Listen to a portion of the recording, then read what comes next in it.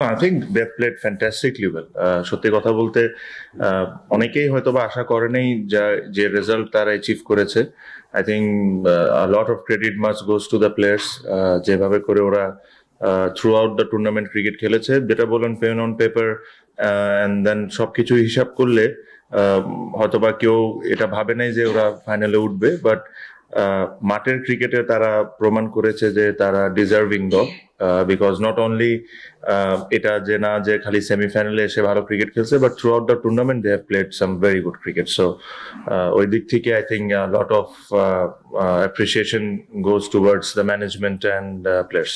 না না, অবশ্যই আমরা আমি প্রথম দিন থেকেই বলি যে আমরা ভেরি ফর্চুনেট যে আমরা এই ফ্র্যাঞ্চাইজির জন্য খেলি যার এত সাপোর্ট।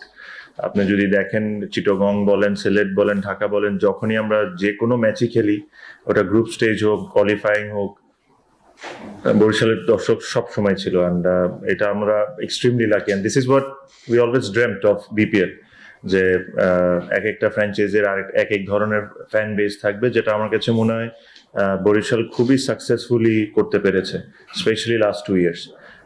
সো অবশ্যই তাদের জন্য তো আমাদের পুরোপুরিভাবে চেষ্টা থাকবে কালকে যেরকম আমরা ভালো খেলে চ্যাম্পিয়ন হতে পারি। আর ইনশাল্লাহ যদি হইতে পারি তাহলে অবশ্যই প্ল্যান তো আছে, লাস্ট টাইমও প্ল্যান ছিল, বাট আমার মনে হয় যে কোনো কারণেই হয়তো বা যাওয়া হয়নি। এটা না যে আমাদের ইচ্ছা ছিল না, আমাদের সবসময় ইচ্ছা ছিল, আর এবারও আমাদের ইচ্ছা আছে যদি আল্লাহ এরকম আমাদের উপর রহমত করে। অবশ্যই দেখেন, গতবার একটা চ্যালেঞ্জ ওয়াজ ভেরি ডিফারেন্ট। আমার কাছে মনে হয় যে অলমোস্ট মাঝখান টুর্নামেন্ট যখন হাফ হয় তখন থেকে we were just one game away to get knocked out. So ওখান থেকে প্রতিটা ম্যাচ জিতে জিতে সেমিফাইনাল, 2টা সেমিফাইনাল খেলে আবার ফাইনাল জিতা, there were a lot of pressure, there were a lot of অনেক কিছু ছিল, ওটা দ্যাট ওয়াজ ডিফিকাল্ট। আর এই বছরটা একটু ভিন্ন, আমাদের হয়তোবা অতটা চ্যালেঞ্জের মধ্যে ফেস করতে হয়নি কোয়ালিফাই করার জন্য। But then again when it comes to qualifying, it's a game, only একটা খেলার উপর সবকিছু ডিপেন্ড করে। বাট আমার কাছে মনে হয় যে the best thing about my team at the moment are we are very relaxed. আমরা জানি যে আমাদের কি করতে হবে, এটাই দেখার বিষয় যে আমরা এক্সিকিউটটা করি কত ভালোভাবে কালকে।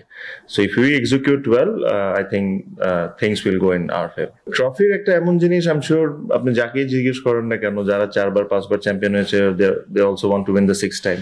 সো আমরাও অবশ্যই চাবো যে আমাদের যেরকম 2 in a row হোক।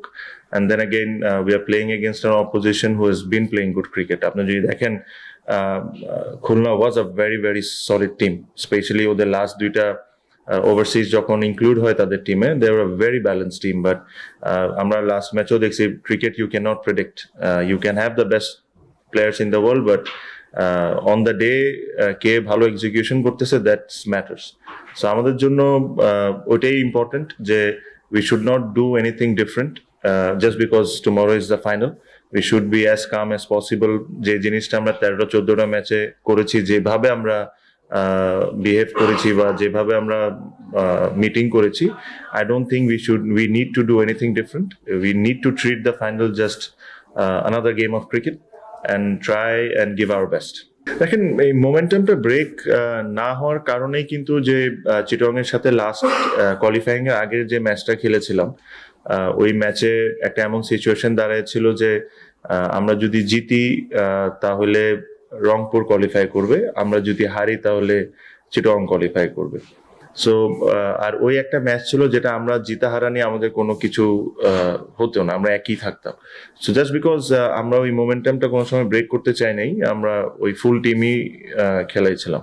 দো result didn't went hour way, but we knew that we didn't try to change too many things. We keep it simple, calm, যে জিনিসগুলো আমাদের সাকসেস দিয়েছে throughout the tournament, try and follow those.